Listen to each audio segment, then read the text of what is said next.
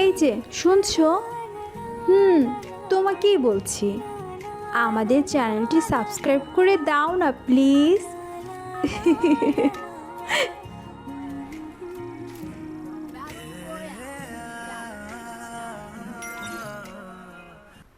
জেলখানায় বসে আছি সকাল থেকে, জানি না আর কতক্ষণ এভাবে থাকতে হবে। প্রিয় মানুষকে ইপ্রিজিংয়ের অপরাধে আজ আমি জেলে। অফিসারকে অনেক করে বোঝানোর চেষ্টা করলাম, কিন্তু কিছুতেই কিছু হলো না। আমি বারবার নিজেকে নিরপরাধ প্রমাণ করতে যাওয়ায় লোকটা আমাকে অনেক মারধর করলো। বুঝতে পারলাম না কি হতে চলেছে। লোকটা বারবার শাসাচ্ছে। আমি অনেক অনুরোধ করলাম, কোনো কথাই শুনলো না, আমাকে ইচ্ছে মতো মারল। আমি শুধু বসে চোখের পানি ঝরাচ্ছি। তাহলে বাস্তবতা কি এটাই যে আঘাত প্রিয় মানুষের থেকেই পেতে হয়? আপনারা হয়তো কিছু বুঝতে পারছেন না, তাই না? তাহলে চলে যেতে হবে ফ্ল্যাশব্যাগে।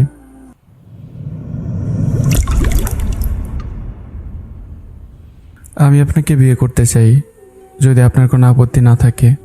আমার কারো দয়া বা সহানুভূতির প্রয়োজন নেই। আপনি ভুল ভাবছেন, আমি মোটেও আপনাকে দয়া দেখাচ্ছি না বা সহানুভূতি দেখাচ্ছি না। আপনার প্রতি আমার কেমন জানি একটা মায়া জন্মেছে। শত চেষ্টায় সেই মায়া কাটিয়ে উঠতে পারছি না। অতঃপর বুঝতে পারলাম, কি বুঝতে পারলেন? এই মায়া কাটানোর থেকে আপনাকে নিজের করে নিয়ে মায়াটা আরও প্রখর করাই ভালো। আপনার বোঝার কোথাও ভুল আছে। আপনি আমাকে এতদিন থেকেও চেনেন না যে আমার প্রতি আপনার গভীর মায়া জন্ম নিবে। মানুষ চেষ্টা করলে সব পারে। আপনিও চেষ্টা করুন, মায়া কাটিয়ে উঠতে পারবেন। কথাটা শেষ করে অধরা ছাদ থেকে নেমে গেল। আমি আর পিছন পিছন পাওয়ার এলাম। অধরা বাসায় ঢুকে ওর বাবাকে বলল, লোকটা যে আমায় বিয়ের জন্য বলবে সেটা কি তুমি জানতে বাবা? আজাদ সাহেব কিছুটা অপরাধী চেহারা নিয়ে বলল, হ্যাঁ মা। আজাদ সাহেবের কথায় মনে হচ্ছে অধরার শরীরে আগুন জ্বলে উঠল। তুমি জেনেও ওনার সাথে আমার কথা বলতে পাঠালে? আমি কি তোমাদের কাছে বোঝা হয়ে গেছি? যদি তাই হয় তবে বলে দিও, আমি চলে যাব, থাকবো না তোমাদের কাছে বোঝা হয়ে। আজাদ সাহেব হয়তো কিছু বলবেন, যার জন্য স্থির করেছিলেন, কিন্তু অধরা তার আগে হনন করে রুমে গিয়ে সজোরে দরজা আটকে দিল। আজাদ সাহেব মাথা নিচু করে দাঁড়িয়ে আছে। আমি ওনার কাছে গেলাম। আমার জন্য আপনাকে এসব শুনতে হলো, ক্ষমা করবেন, আমি আসি। উনি আর কিছু বলল না, শুধু মাথা তুলে নীরব চোখে আমায় বিদায় জানালো। আজাদ সাহেব হলো আমার কলিগ। চাকরির শুরু থেকে তার সাথে খুব সুন্দর একটা সম্পর্ক তৈরি হয়। সেই সুবাদে গত মাসে তার ছোট মেয়ে তাসমিনের জন্মদিন আমাকে দাওয়াত করেন। তখনই প্রথম দেখে অধরাকে। প্রথম দেখায় কেন জানে অদ্ভুত একটা ভালো লাগার আবেশে জড়িয়ে ফেলে নিজেকে। এরপর দু একদিন দেখা হয়, তবে উনি আমায় দেখেননি। সবসময় মুখে একটা মনমরা ছাপ থাকে। কারণটা জানার ইচ্ছে ছিল খুব, কিন্তু কখনো সাহস করে বলতে পারিনি। এর মাঝে একদিনের পরিচয়ে তাসমিনের সাথে অনেকটা বন্ধুর মতো হয়ে গেছি। ফেসবুকে যুক্ত করে নিয়েছে আমায়। যোগ পাল্টেছে। আমি চাকরি পাওয়ার কিছুদিন আগেই ফেসবুক চালাতে শুরু করি, কিন্তু তাসমিন কেবল 9-এ পড়ে। এর মাঝে সে ফেসবুক চালায়। সবই যুগের হাওয়া। গতবার যখন তাদের বাসায় এসেছিলাম, তখন অধরাকে দেখে মনে হয়েছিল খুবই শান্তশিষ্ট একটা মেয়ে। রাগে ছিটে ওঠাও নেই তার মাঝে। কিন্তু আজ তার প্রতি আমার ধারণাটা সম্পূর্ণ পরিবর্তন হয়ে গেল। সেদিন তার মুখের মলিন গজদাতের হাসির প্রেমে পড়েছিলাম, কিন্তু আজ তার রাগের তীব্রতা দেখি সেই প্রেমে যেন চক্রবৃদ্ধি হারে বাড়তে শুরু করেছে। সেদিনে মনে মনে তাকে গজদন্তিনী নাম দিয়েছিলাম। গতকাল আদার সাহেবকে ওনার মেয়ের প্রতি আমার সহানুভূতি বলার পর ওনার মুখের মাঝে এক আপচা আপচা আলোরাভা দেখতে পেয়েছিলাম। কিন্তু একটু পরে আবার সেই অমাবস্যায় পরিণত হলো, যখন সে বলল, আমার মেয়েটা অভাগী সুমন সাহেব, অনেক ধুমধামে ওর বিয়েটা দিয়েছিলাম, কিন্তু বিয়ের মাত্র 3 মাসের মাথায় জামাই রোড অ্যাক্সিডেন্টে মারা যায়। তারপর থেকে আমার মায়ের মুখে আর হাসি দেখি না। গতকালই একজন বাবার চোখের পানি দেখলাম, যে পানির জ্বরে আমার মনের ভিতর বন্যা বয়ে গেল। সারা রাত ভেবে একটা জিনিসই পেলাম, আমি যদি অধরাকে বিয়ে করি তবে তাকে একটা নতুন জীবন দিতে পারবো, আর আদার সাহেবও শান্তি পাবেন। আমি আমার অনুভূতির ঠিকানা খুঁজে পাবো। তাই জন্যই তাদের বাসায় যাওয়া। কিন্তু যতটা সহজ মনে করেছিলাম, বিষয়টা ততটাও সহজ নয়। তার মনে তার মৃত স্বামীর জন্য যে ভালোবাসা, সেটা অনেক প্রহর, কিন্তু আমাকেও যে আমার ভালোবাসা জয় করতেই হবে। পরের দিন আর অফিসে যাইনি। সকালে ঘুম থেকে উঠে হাঁটতে বের হলাম। গতকাল রাতেই ঠিক করে রেখেছিলাম আজ অফিসে যাব না, তাই ঘুম থেকে একটু দেরিতে ওঠা। রাস্তায় হঠাৎই তাসমিনের সাথে দেখা হয়ে গেল। তাসমিন, তুমি এখানে? আমি তো এদিকে পড়তে আসি, আপনি এদিকে কেন? আপনার বাসা কি এই এলাকায়? হ্যাঁ, চলো কোথাও বসি। নাকি তুমি ব্যস্ত? না, আমার তো পড়া শেষ, এখন বাসায় যাচ্ছি, চলেন। তাসমিন আর আমি একটা কফি শপে আসলাম, 2 কাপ কফি অর্ডার করলাম। তো তোমার কি অবস্থা? পড়ালেখার কি খবর? আমার অবস্থা বাদ দেন, আপনার কি অবস্থা সেটাই বলুন। শুনলাম আপনি গতকাল আমাদের বাসায় গিয়েছিলেন। কিন্তু যেই কাজে গেছিলাম। আমি জানি আপনি কেন গিয়েছিলেন। আপনি যদি আপুকে বিয়ে করেন তাহলে কিন্তু আমার ভালোই হয়। তাই বুঝি? হ্যাঁ, আমি তো মনে মনে আপনাকে অলরেডি ভাইয়া ভেবেই নিয়েছি।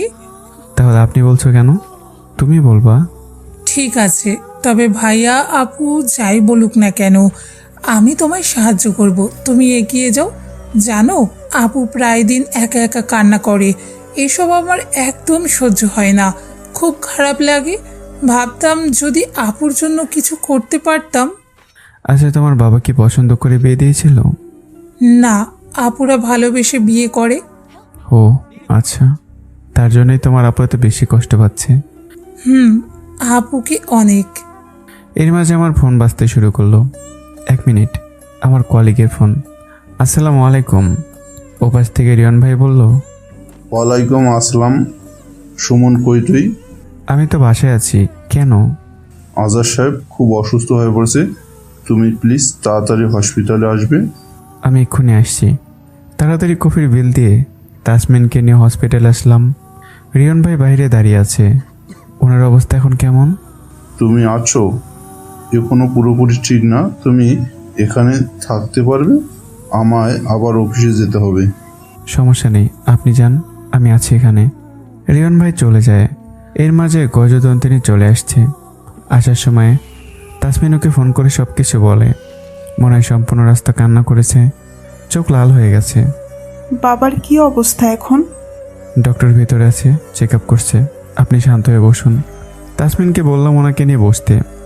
ডক্টর বের হলে জানতে পারলাম কোনো বিষয় নিয়ে খুব বেশি চিন্তার কারণে, প্রেশার বাড়ার কারণে এমন অবস্থা হয়ে গেছে।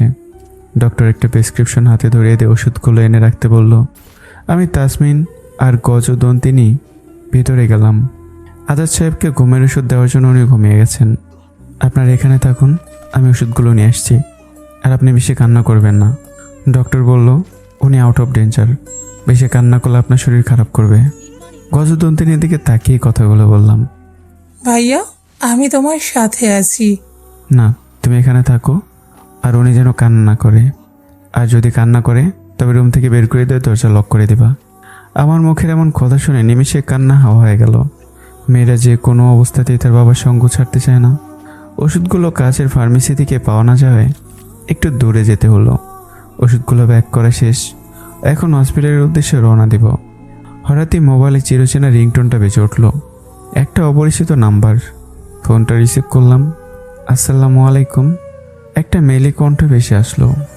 ওয়ালাইকুম আসসালাম। আপনি কোথায়? ডাক্তার এসে ওষুধ খুঁজছে। বুঝতে বাকি রইল না যে এটা সেই। এই তো ওষুধ প্যাক করে শেষ, এখন যাচ্ছি। একটু তাড়াতাড়ি আসবেন প্লিজ। আমি এখনই আসছি। এটা কি আপনার নাম্বার? হ্যাঁ। বলে ফোনটা কেটে দিল। আস্তে আস্তে নাম্বারটা গজদন্তিনী দিয়ে সেভ করে রাখলাম। অধরার বাবার জ্ঞান ফিরল একটা আগেই। আমি অধরা, তাসমিন ওনার সামনে দাঁড়িয়ে আছি। এখন আপনার কেমন অনুভূতি হচ্ছে? একটু ভালো। কি নিয়ে এত চিন্তা করতে গেছিলা তুমি? আর যদি তোমার কিছু হয়ে যেত তবে আমাদের কি হতো সেটা একবার ভেবে দেখেছো? ছলো ছলো চোখ নিয়ে অধরা তার বাবার উদ্দেশ্যে প্রশ্নটি ছুড়ে মারল। কাঁপা কাঁপা গলায় অধরার বাবা উত্তর দিল, আমার কি অন্য কোনো চিন্তা আছে মা? আমার তো সব চিন্তা তোদের নিয়ে। ওনাদের এসব দেখে আমার কেমন যেন বিরক্ত হলো। একজন অসুস্থ মানুষের সাথে অবান্তর কথা বলছে। কি শুরু করছেন আপনি? ওনাকে একটু বিশ্রাম দিতে দেবেন তো? এসব বাসায় গিয়ে আলোচনা করবেন। আমায় রিলিজ দিবে কবে? আমি ডক্টরের সাথে কথা বলে আসছি। আমার ডাক্তারের কাছে যাওয়া শুনে তাসমিন আমার সাথে আসতে চাইল, কিন্তু অধরা ওকে ওখানে রেখে আমার সাথে আসলো। ডক্টরের সাথে কথা বললাম, উনি আজকেই নিয়ে যেতে বলল, তবে একটু রেস্টে থাকতে হবে। ডক্টরের কেবিন থেকে বের হয়ে অধরা হনহন করে হাঁটতে শুরু করলো। এই যে শুনছেন, কিছু বলবেন? সেই সকালে আসছেন, চলেন কিছু খেয়ে নেবেন। আমার ক্ষুধা নেই। আর বাবা, তাসমিন ওরাও তো না খেয়ে আছে। তাই জন্যই তো বলছি, চলেন কিছু খেয়ে নেবেন, আর ওনাদের জন্য পার্সেল করে নেওয়া যাবে। আমি যাব না। আপনি তাসমিনকে সাথে নিতে পারবেন? বিশ্বাস করতে পারেন, কোনো অবান্তর কথা বলবো না। কোন সিচুয়েশনে কোন কথা বলতে হয়, আর কিছু হোক আর না হোক, সেটা অন্তত জানা আছে আমার। অনিচ্ছা শর্তে কীভাবে যেন আমার সাথে আসতে রাজি হলো। সকালে গল্পের ধারায় তাসমিন একবার বলেছিল ওর বোন বিরিয়ানি খুব পছন্দ করে, তাই ওকে নিয়ে একটা বিরিয়ানির হাওয়াজে আসলাম। ওয়াশরুমে ফ্রেশ হয়ে সিটে বসলাম। আপনি বিরিয়ানি খাবেন নাকি খাচ্ছি? আমি কিচ্ছু খাবো না। আপনি এত করে বললেন জন্য আসলাম। ওদের জন্য প্যাক করে নিন, তাহলেই হবে। অধরার কথা শুনে মুচকে এসে ওয়েটারকে 2 প্লেট বিরিয়ানি অর্ডার করলাম। রাগ আমার উপরে আছে, কিন্তু বিরিয়ানির উপর না, তাই আর রাগ করে থাকতে পারবে না। আপনাকে একটা কথা বলি। যদি গতকালকের বিষয় হয় তবে না বলাই ভালো হবে। আরে না, ওইটা না। আপনার বাবাকে 1 সপ্তাহ অফিসে যেতে দেবেন না। ওনার পুরোপুরি সুস্থ হওয়া দরকার, আর ওনার একটু খেয়াল রাখবেন। এর মাঝে বিরিয়ানি চলে আসলো। আমার ভাবনাটাই ঠিক, বিরিয়ানির উপর রাগ করে থাকা কোনো সাধারণ মানুষের পক্ষে সম্ভব নয়। খাওয়া শেষ করে ওনাদের জন্য পার্সেল নিলাম। অফিসে এসে দেখি তাসমিন বসে গেম খেলছে। পরিবারের ছোটো মেয়েরা সবসময় একটু বেখেয়ালি স্বভাবেরই হয়। ডাক্তারের সাথে কথা বলতে এতক্ষণ লাগলো বুঝি? হাসতে হাসতে আমার দিকে তাকিয়ে কথাটা বলল। ওর মাঝে কোনো সিরিয়াসলি না দেখে অধরা চোখ রাঙিয়ে ওকে সাবধান করে দিল। এখন রাত প্রায় 8টা। অধরার বাবা কিনে বাসায় ফিরলাম। ওনাকে ওনার বিছানায় শুয়ে দিয়ে আমি চলে আসলাম। আসার সময় দরজা লক করার জন্য অধরই নিজেই আসলো। আপনাকে অনেক ধন্যবাদ। ধন্যবাদ? সেটা কেন? সারাদিন আমাদের সাথে থাকার জন্য। একটা সুযোগ দিলে সারা জীবন থাকতে রাজি। অধরা থেকে প্রতি উত্তরে কিছু আশা করছিলাম, কিন্তু আমার মুখের দিকে তাকিয়ে বিরক্তকর একটা ভাব নিয়ে দরজা লক করে দিল। রাতের আকাশ, নিস্তব্ধ শহর, এমন একটা পরিবেশে একা একা হাঁটার জন্য সব থেকে উত্তম। রবি ঠাকুরের মল্লিকা বনে গানটা গুনগুন করছে আর হাসছি। হঠাৎ ফোনের বিরক্তকর টোন বেজে ওঠে, আর আমার সৌন্দর্য মুহূর্ত উদযাপনে বাধা দিল।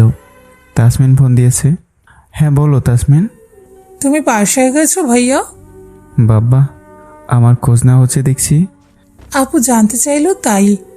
অধর হয়তো পাশে ছিল, তাই তার নাম বলায় তাসমিনকে বকে চলে গেল। ও আচ্ছা, বাসার কাছে আছি, তবে এখনো বাসায় যাইনি। আচ্ছা, সাবধানে যেও, আমি রাখলাম। আচ্ছা। সারাদিনের ক্লান্তি রাতের বেলায় পুরোপুরি অনুভব করা যায়। বিছানায় শরীর মিশিয়ে দিতেই গভীর ঘুমের আবেশে জড়িয়ে গেলাম। সারা রাত কোন দিক দিয়ে গেল বুঝতেই পারলাম না। সময় ঠিক আন্দাজ করতে পারছি না। ফোনটা এমন করে বাজছে, মনে হচ্ছে দুধের শিশু সকালবেলা মায়ের কাছে খাবার বায়না করছে। ঘুম ঘুম চোখে ফোনটা খুঁজে রিসিভ করলাম। হ্যালো ভাইয়া, তুমি এখনো ওঠোনি? অফিস যাবে না? কয়টা বাজে? এই তো 8টা। তাসমিনের কথায় বিছানা থেকে উঠে বসলাম। এতটা বেলা হয়ে গেছে? তুমি এত সকালে ফোন দিলে যে? নাকি এখনো তোমার আপু ফোন দিতে বলেছে? আসলে অনেকটা তাই, বাবা অফিস যেতে চাচ্ছে। তুমি প্লিজ বাবাকে একটু বলো। আচ্ছা, ফোনটা ওনাকে দাও। অধরার বাবার সাথে কথা বলে ওনাকে বাসায় থাকতে বললাম। 9টার আগে অফিসে যেতে হবে, নয়তো বস আমায় বেহাল অবস্থা করবে। তাড়াহুড়ো করে বের হলাম। নাস্তা করারও সময় নেই। এখন প্রায় 12টা বাজে। কাল থেকে কিছু খাওয়া হয় না। পেটে তো ক্ষুধায় ইঁদুর দৌড়ে বেড়াচ্ছে। কাজে মন বসছে না। টিফিন সময় আসতে এখনও প্রায় 1 ঘন্টা বাকি। ফোনটা হাতে নিয়ে গ্যালারি ফোন বুকে ঘোরাঘুরি করছি, যদি এতে সময়টা তাড়াতাড়ি কেটে যায়। হঠাৎই চোখে অধরার নামটা ভেসে উঠল। ফোন দেব কি, কিন্তু ফোন দিয়ে কী বলবো সেটা পরে দেখা যাবে। আগে ফোন তো দেই। আসসালামু আলাইকুম। ওয়ালাইকুম আসসালাম। কিছু বলবেন? আপনি আমার নাম্বার সেভ করে রেখেছিলেন? না, তবে মনে রেখেছিলাম, কারণ আমি জানতাম আমার কাছে ফোন আসবে। বাহ, আপনি তো ভবিষ্যৎ বলতে পারেন দেখছি। আপনার যদি দরকারি কোনো কথা থাকে তবে বলতে পারেন, নয়তো আমি ফোন কাটবো। কি যেন বলতে ফোন দিলাম, ভুলে গেছি। অযথা ফোন দিবেন না, এটা আমার পছন্দ না, যত সব। বলে মুখের উপর কেটে দিল। এমন কেউ হয় নাকি একটু সুখ দুঃখের কথা বলে সময়টা কাটিয়ে দিতাম। কিন্তু আরেকবার ফোন দেব, যদি রেগে যায়। আচ্ছা, একটু রাগলে কি এমন হবে? একবার রিং বেজে কেটে গেল, রিসিভই করলো না। আবার দেব, কিন্তু সেই সময়ে ও নিজেই ফোন দিছে। এখন তো ভয়ে আমার হাতে কাঁপুনি শুরু হলো। কাঁপা কাঁপা হাতে ফোনটা রিসিভই করলাম। আপনার সমস্যা কি? বারবার ফোন দিচ্ছেন কেন? অধরা যে এতটা রেগে যাবে সেটা আমি কল্পনা করতে পারিনি। আমি তো শুধু দুবার ফোন দিলাম। আপনি প্রয়োজন ছাড়া কেন ফোন দিবেন? আমি তো প্রয়োজনেই ফোন দিয়েছি। ও আচ্ছা, কি প্রয়োজন? বাঁচার জন্য তো বললাম প্রয়োজন, কিন্তু এখন কি বলবো? কি প্রয়োজন? ও হ্যাঁ, মনে পড়েছে। বলছিলাম যে আদার সাহেব এখন কেমন আছেন? আদার সাহেবের কথা বলে গলাটা শান্ত হয়ে গেল। কিছুটা সুস্থ। ও, ওষুধগুলো ঠিকমতো দিচ্ছেন তো? হ্যাঁ, আর কিছু বলবেন? আপাতত তো কিছু খুঁজে পাচ্ছি না, পেলে ফোন দেব। অধরাকে আর কথা বলার সুযোগ না দিয়ে কেটে দিলাম। যদি এবার ওর রাগ আমার মন ছুঁয়ে যায়, কিন্তু এবারও রাগের পরিমাণ বাড়তে পারে, তাই ফোন কেটে দেওয়া। একটা মেয়ে তার বাবাকে যে পরিমাণ ভালোবাসে এবং যে পরিমাণ তার কষ্ট বুঝতে পারে, যদি সেই পরিমাণ তার স্বামীকে বোঝার চেষ্টা করত, তবে পৃথিবীটা সুখের সমুদ্রে ভেসে থাকতো। কিন্তু এদের চোখে বাবা আর ভাই ছাড়া সব পুরুষই খারাপ। অফিসে সন্ধ্যার পর অধরাদের বাসার উদ্দেশ্যে রওনা দিচ্ছি। হঠাৎই সামনে পড়ল অধরা। এই অবেলায় আপনি একা এখানে কেন? পেছন থেকে বলায় হঠাৎ করে চমকে গেছে। বাবার জন্য ফল কিনতে আসছিলাম। এই জন্য আপনাকে এই সময় বাইরে আসতে হবে? তো কে আসবে? আমায় বললেই তো হতো। আমি তো ফল নিয়েছি, চলেন, আপনাকে ফল নিতে হবে না। কিন্তু আবার কিন্তু কিসের? আকাশের অবস্থা ভালো না, যে কোনো সময় বৃষ্টি নামতে পারে, চলেন। অধরার চোখে একটু ভয় দেখলাম। ওকে আমায় ভয় পাচ্ছে? তাহলে তো ভালোই। ভয় পেলে ওকে কেমন যেন বাচ্চাদের মতো লাগে। নিয়নালয়ে হাঁটছি। ইস, যদি হাতটা ধরতে পারতাম। হঠাৎই বৃষ্টি নামতে শুরু করলো। কোনো রকম কাক ভেজা হয়ে একটা ছাউনির নিচে আশ্রয় নিলাম। আগে থেকে এখানে দুইজন ছিল। বাসার কাছে এসে বৃষ্টি নামতে হলো? বৃষ্টি তো আর দেখতে পাচ্ছে না যে কার বাসা কাছে আর কার বাসা দূরে। অধরা আমার দিকে তাকিয়ে কিছু বলতে গিয়েও থেমে গেল, কিন্তু আমি বুঝতে পারলাম না কি জন্য কথা না বলে চুপ হয়ে গেল। জানার জন্য আমি পিছনে তাকালাম। যে দুজন আগে থেকে ছিল তারা প্রেমিক যুগল। ছেলেটা মেয়েটাকে গভীর আবেশে বুকে জড়িয়ে নিয়েছে। হঠাৎই ছেলেটার সাথে আমার চোখাচোখি হতে ছেলেটা বলল, ভাইয়া, আপুরও বোধহয় শীত করছে, আপনি আমার মতো করে ধরুন, আপনার এবং আপুর দুজনেরই শীত হাওয়া হয়ে যাবে। মন তো চাই ধরতে, কিন্তু সেই কপাল তো পড়লা দেয়নি ভাইয়া, আপনি ধরে থাকুন। অধরা রাগে ফুসফুস করছে। কি জন্য রেগে গেল কিছুই তো বুঝতে পারলাম না। বৃষ্টি মোটামুটি থেমেই গেল। অধরার এক মুহূর্ত না থেকে হাঁটতে শুরু করলো। অধরা, এই অধরা, আমার ডাক শুনে দাঁড়িয়ে পড়ল। কি বললেন আপনি? একটু ধীরে হাঁটুন, আমি তো আপনার নাগালই পাচ্ছি না। আপনি ওখানে কি বললেন? কই কিছু না তো, যা বলা তা তো ওই ছেলেটাই বললো। আপনি কিছু বলেননি? হুম। মন তো চাই, কিন্তু কপাল খারাপ, এটা কে বলল? ও, তাহলে আপনার রাগের কারণ এটা? আমি তো আপনাকে বলিনি, অন্য কাউকে বলেছি। তাহলে ঠিক আছে। আর আপনি আমার পেছনে আসছেন কেন? আপনার বাবাকে দেখতে। ও, যাক বাবা, এই যাত্রায় বেঁচে গেলাম। একটু পরে বাসায় এসে পৌঁছে গেলাম। আমায় দেখে তাসমিন তো খুশিতে আটখানা। এ কি ভাইয়া, তুমি তো পুরো ভিজে গেছো। তুমি দাঁড়াও, আমি তোমার কাপড় চেঞ্জের ব্যবস্থা করছি। মেয়েটা খুবই চঞ্চল, এক মুহূর্ত কোথাও স্থির থাকে না। একটু পর একটা শার্ট আর একটা লুঙ্গি নিয়ে হাজির হলো। এগুলো কোথায় পেলে তুমি? বাবার। কিন্তু আমি তো লুঙ্গি পরতে পারি না। এত বড় হয়েছো, লুঙ্গি পরতে পারো না? আসো, আমি শিখিয়ে দিচ্ছি। পাশে অধরা ছিল, তার দিকে তাকাতে দেখি চোখ রাঙিয়ে আছে। থাক আপু, লাগবে না, আমি এক্ষুনি চলে যাব। তোমার বাবাকে ডেকে দাও। তুমি বাবার রুমে যাও। আচ্ছা। আমি অধরার বাবার রুমের দিকে পা বাড়ালাম। হঠাৎই উনি নিজেই বের হলো। আপনি অসুস্থ শরীর নিয়ে বাইরে আসলেন কেন? তোমার কণ্ঠ শুনে বের হলাম। তুমি তো ভিজে গেছো, কাপড়টা বদলে নাও। দরকার হবে না, আমি এক্ষুনি চলে যাব। বাইরে তো বৃষ্টি হচ্ছে। আবার বৃষ্টি শুরু হয়ে গেল? এবার অনেক জোরেই বৃষ্টি নামছে। তুমি বাসায় যেতে পারবে না ভাইয়া, আজ তোমায় এখানেই থাকতে হবে। মজা করো না, বৃষ্টি কমলে আমি চলে যাব। আজ না হয় থেকেই যাও। আমি থাকলে হয়তো কারো অসুবিধা হবে। আমার কথা শুনে মুখ বেশ খেয়ে অতরা রুমে চলে গেল। সেদিন আর আশাই হলো না, রাতে সেখানেই থাকতে হলো। খাওয়ার পর ড্রয়িং রুমে বসে আছি, তাসমিন একটা বই দিয়ে গেল। ভাইয়া, এই বইটা পড়ো, খুব ভালো লাগবে। তাই? কি বই? বরফ গলা নদী, জহির রায়হানের। ভাবলাম বৃষ্টির দিনে নদীর গল্প পড়তে ভালোই লাগবে। আগে কখনো এসব উপন্যাস পড়া হয়নি, তখন থেকে পড়া শুরু করলাম। যতই পড়ছি ততই গল্পের ভিতর চলে যাচ্ছি, সময়ের দিকে কোনো খেয়ালই নেই। আপনি এখনো এখানে কেন? অধরার হঠাৎ কথা বলে চমকে উঠলাম। ওহ, ভয় পেয়ে দিলেন তো। এখন যদি আমার অসুখ বাঁধে তো কে সেবা করবে শুনি? আমার কথা অপেক্ষা করে আবারও বলল, এখনো এখানে কি করছেন? রুমে গিয়ে শুয়ে পড়ুন। তাসমিন একটা বই দিল, সেটাই পড়ছি, অনেক মজাদার। ও আচ্ছা, পড়া শেষ হয়ে গেলে লাইট বন্ধ করে দিবেন। আপনি কি এক্ষুনি ঘুমাবেন? না, কেন? তাহলে বসুন না, গল্প করি। অধরা আমার পাশে এসে বসলো। আমি কখনো ভাবিনি যে অধরা আমার কথায় আমার সাথে বসে গল্প করবে। আপনি বৃষ্টি পছন্দ করেন? না। পৃথিবীর বেশিরভাগ মানুষেরই তো বৃষ্টি পছন্দ, আপনার না কেন? মনে করুন ওই কম ভাগ মানুষের দলে আমি। কিন্তু পছন্দ না করার কারণটা জানতে পারি? এমনিতেই। তবে বাস বাস কথাটা উচ্চারণ করার সাথে সাথেই অনাকাঙ্ক্ষিতভাবে বিরাট গর্জন করে একটা বাস পড়ল।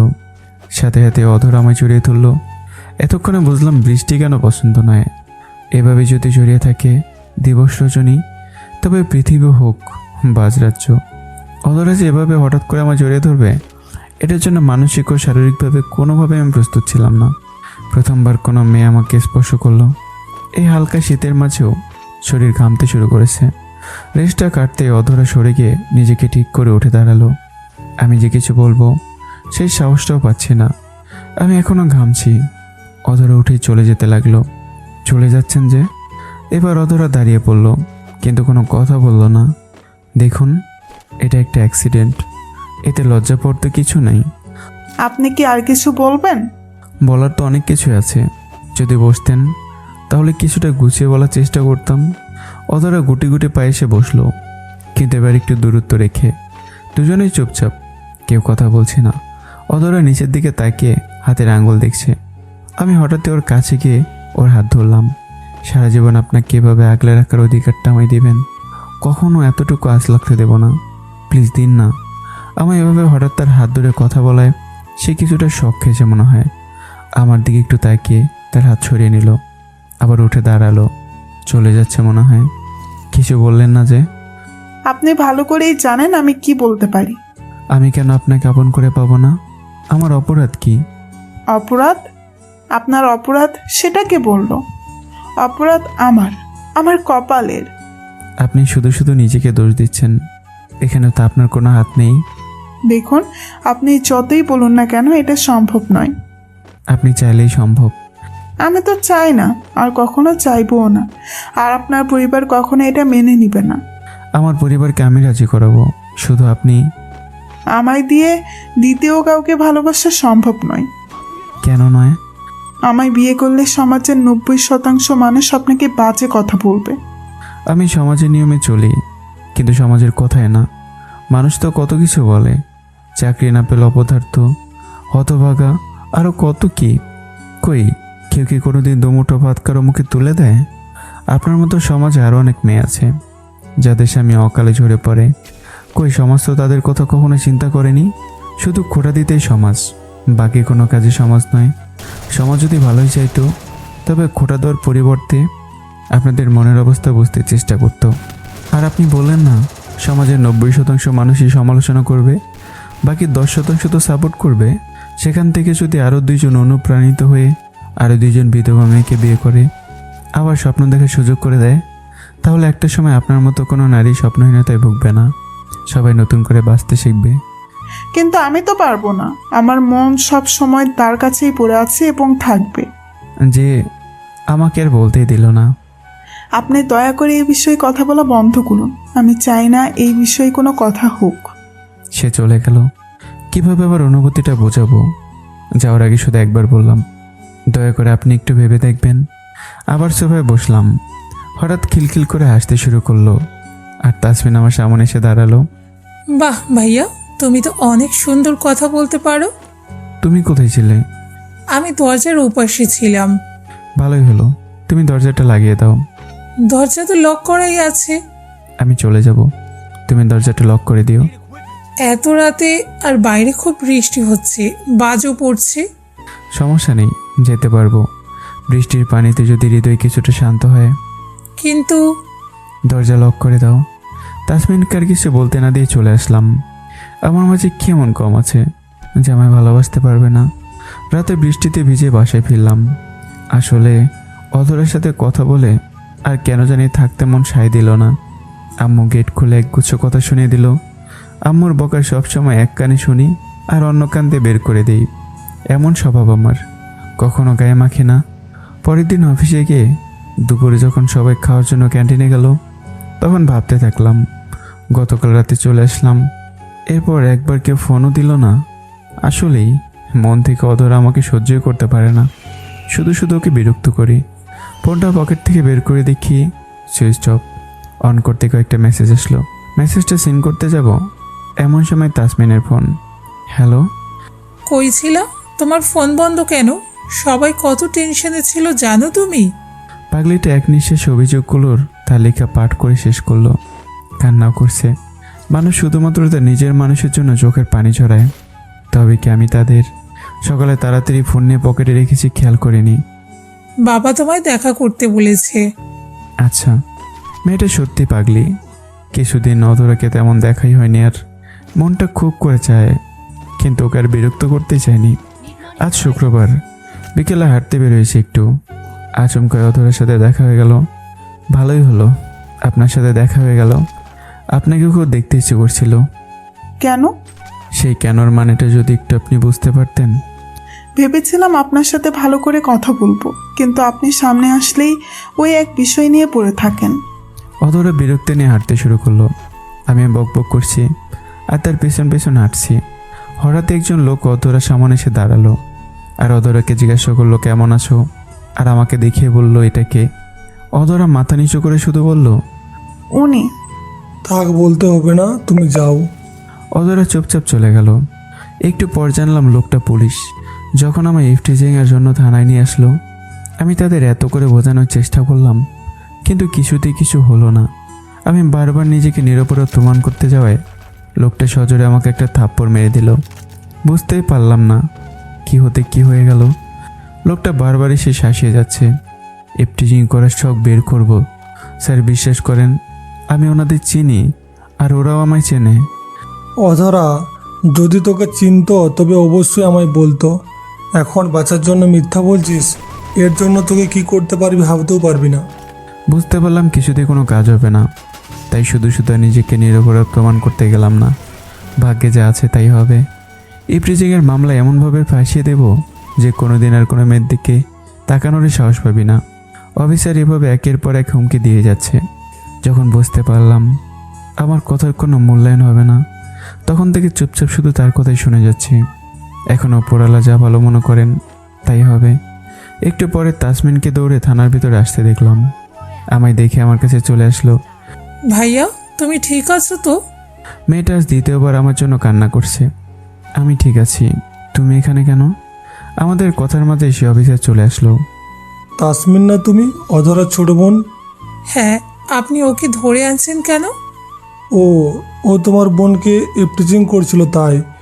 তুমি চিন্তা করিও না, ওকে এমন সাহায্য করবো কোনোদিন কোনো মেয়ের দিকে তাকানোর সাহস হবে না। যাই হোক, তোমার বাবা কেমন আছে? উনি একটু অসুস্থ, নয়তো উনি নিজেই আসতেন। আর উনি কোনো ইফটিজার নয়, উনি আমাদের আত্মীয়।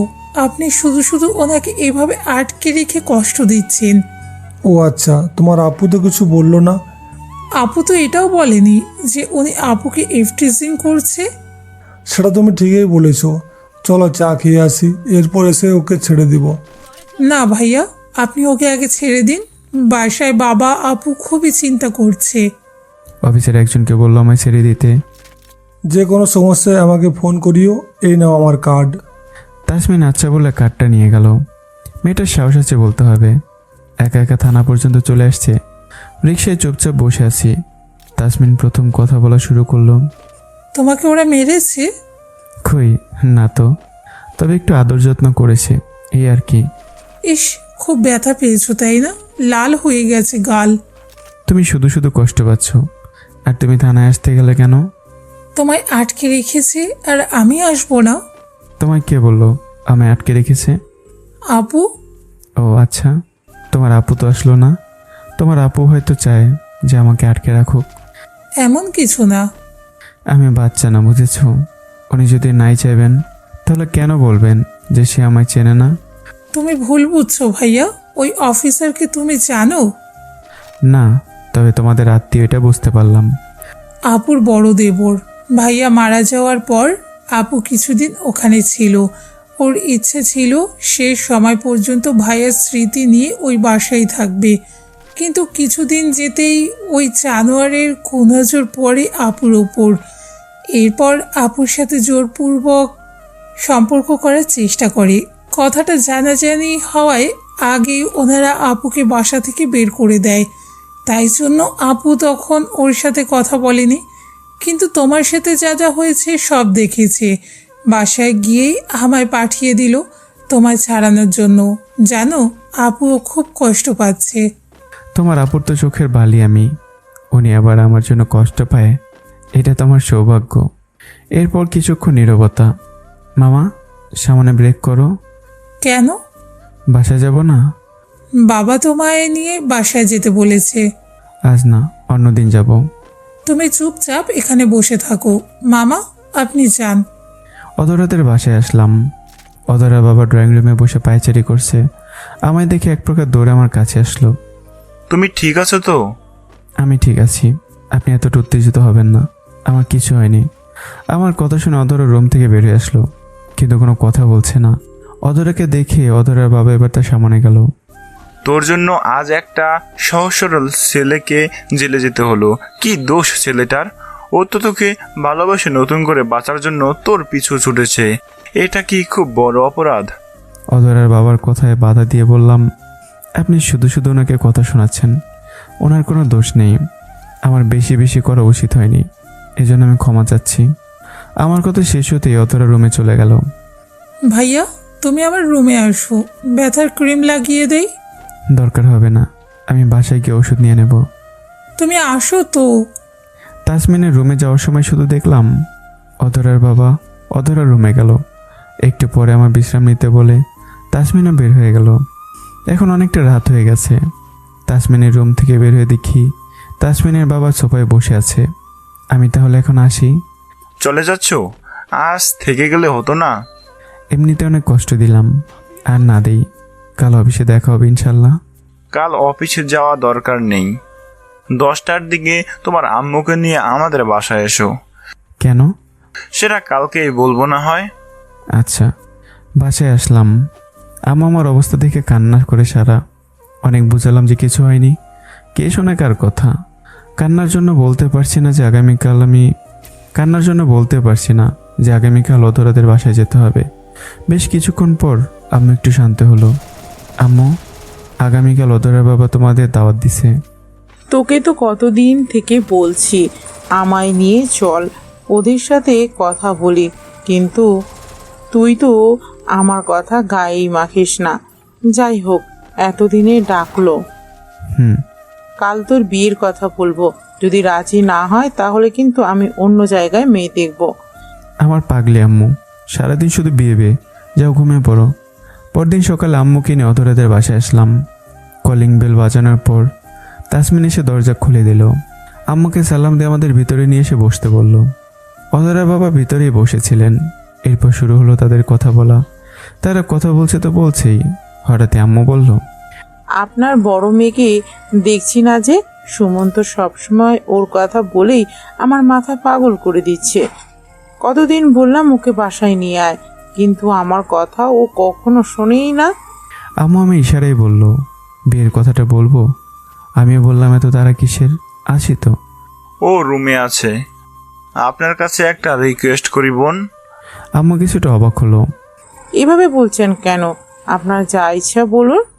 আমার মেয়েটাকে আপনার বাড়িতে একটু ঠাঁই দিবেন। আমার মেয়েটা খুবই অভাগী, ওকে আপনার আঁচলের নিচে ছায়া দিবেন। আমার অনুরোধটা রাখবেন প্লিজ। আমি যেন নিজের কানকে বিশ্বাস করতে পারছি না। অধরার বাবা অধরার সাথে আমার বিয়ের কথা বলছে। আমার মুখ খুশিতে উজ্জ্বল হয়ে গেছে। আপনি তো আমার মনের কথা বললেন, আমিও তো এটাই বলবো, এই জন্য এসেছিলাম। অধরার বাবার কথা শুনে খুশিতে আত্মহারা হয়ে গেলাম, কিন্তু পরক্ষণে অধরার কথা মনে হতেই মুখ কিছুটা ফ্যাকাশে ভাব হয়ে আসলো। অধরার বাবা তো শুরু থেকেই আমায় জামাই করতে রাজি, কিন্তু অধরাই তো রাজি না। জোর করি কি তাহলে তাকে আমার সাথে বিয়ে দেবে? জোর করে বিয়ে দিলে আমি কখনোই বিয়ে করব না, কারণ শারীরিক তৃপ্তির জন্য এই শহরে দেহের অভাব হয় না, কিন্তু মানসিক তৃপ্তির জন্য একটা সুন্দর মনের বড়ই অভাব। আর যদি সেই মনটা আমি না পাই, তবে শূন্য দেহটা কোনো কাজের নয়। আমাকে অধরার সাথে আগে কথা বলতে হবে। আমার ভাবনা ছেদ ঘটিয়ে এক নীলপরি হাতে কফির ট্রেনে আমাদের সামনে এসে দাঁড়ালো। নীলপরি, নীলচুরি, কপালে নীল টিপ। ক্ষণিকের মাঝে সব ভাবনায় ভুলে গেলাম, ডুব দিলাম এক দ্বীপে। শুধু একটা কথাই মনে হচ্ছে, এই পরিটা আমার হতে যাচ্ছে। আজ নিজেকে খুবই ভাগ্যবান মনে হচ্ছে। মা, তুমি আসো আমার পাশে, তুই ওই দিকে যা। আমায় ধাক্কা দিয়ে সরিয়ে দিল। আমি আগে থেকে জানতাম অধরাকে আমার খুব পছন্দ হবে। এমন একটা পরীকে আপনি ঘরে লুকিয়ে রেখেছিলেন, এটা কিন্তু খুব বড় অন্যায়। তাসমিন এসে আমার পাশে বসতে বলল। এই তো এখন আপনাদের সামনে প্রেজেন্ট করলাম। অধরাই প্রথম মুখ খুলল। আন্টি, আমি আপনার সাথে একটু কথা বলতে চাই। পাগলি মেয়ে, একটু কেন, সারাদিন তো আমার সাথেই গল্প করতে হবে। আচ্ছা চলো। আম্মু আর অধরা উঠে অধরার রুমে গেল। আমি আর অধরার বাবা মানে আমার হবু শ্বশুর মশাই আর শালিকে বসে আছি। রুমে যাওয়ার পর আম্মু আর অধরার কথোপকথন। আন্টি, কিছু মনে না করলে একটা কথা বলি?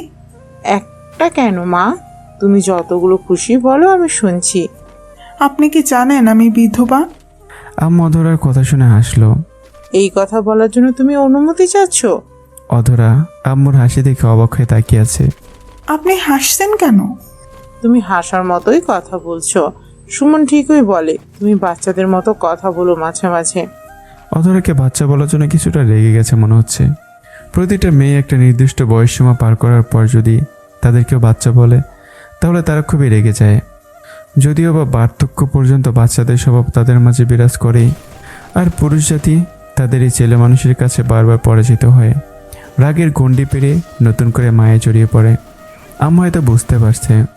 সুমন আমার থেকে কিছুই লুকায় না, সব সময় সব কিছু আমার সাথে শেয়ার করে। আর তোমার ব্যাপারেও এমনটাই হয়েছে। তুমি বিধবা জেনেই আমি আসছি। আপনি জেনে শুনে একজন বিধবার সাথে আপনার ছেলের বিয়ে দিবেন? সমাজ বাজে কথা বলবে না? আমি আমার ছেলেকে খুব ভালো করে চিনি। ও যখন তোমায় বিয়ে করার সিদ্ধান্ত নিয়েছে, তবে সেটা ভেবেই নিয়েছে। আর বাকি থাকলো সমাজের কথা। আমার ছেলের সুখের কাছে সব কিছু তুচ্ছ। আর আমার বিশ্বাস ও তোমাকেও সুখে রাখবে। তুমি কি বিয়ে করতে চাচ্ছ না, নাকি সুমনকে তোমার পছন্দ নয়? তেমন কিছু নয়, শুধু আপনাকে আমার ব্যাপারে জানাতে চাচ্ছিলাম। পাগলি মেয়ে একটা। চলো, ওরা অপেক্ষা করছে। আর হ্যাঁ, আন্টিটা এখনই ছাড়ো, আম্মু বলা অভ্যাস করে নাও। আম্মু আর অধরা বাইরে আসলো। এতক্ষণ ধরে কি মহাভারতের কাহিনী শোনানো হলো? ও আমাদের মা মেয়ের ব্যাপার। তুই শুধু শুধু মাথা না ঘামালেও চলবে। তোদের নিজেদের মাঝে যদি কোনো কথা থাকে, তবে সেটা বলতে পারিস। ভাইয়া, তোমরা ছাদে গিয়ে কথা বলো। তাই কর। আমরা বড়রা একটু কথা বলি।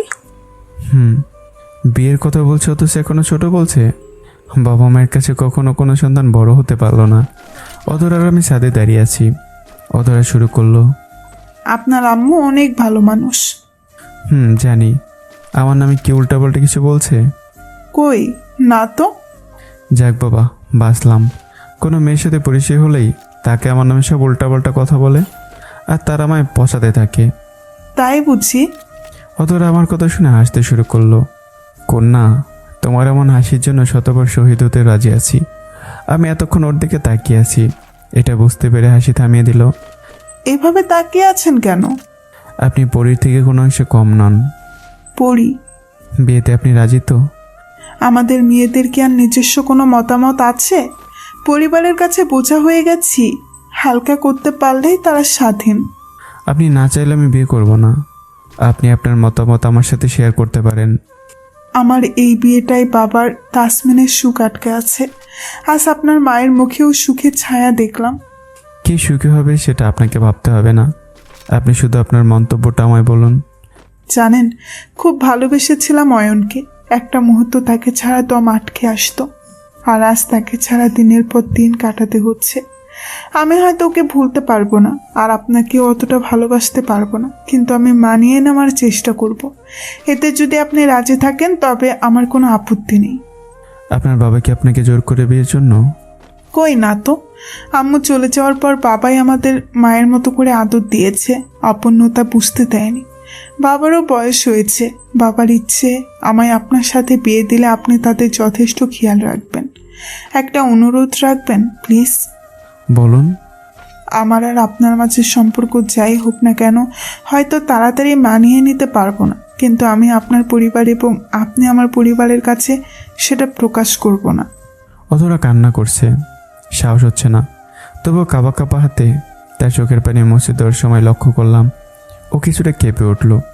এটা নিয়ে আপনাকে চিন্তা করতে হবে না। ইনশাল্লাহ আমি সব কিছু ঠিক করে দেব।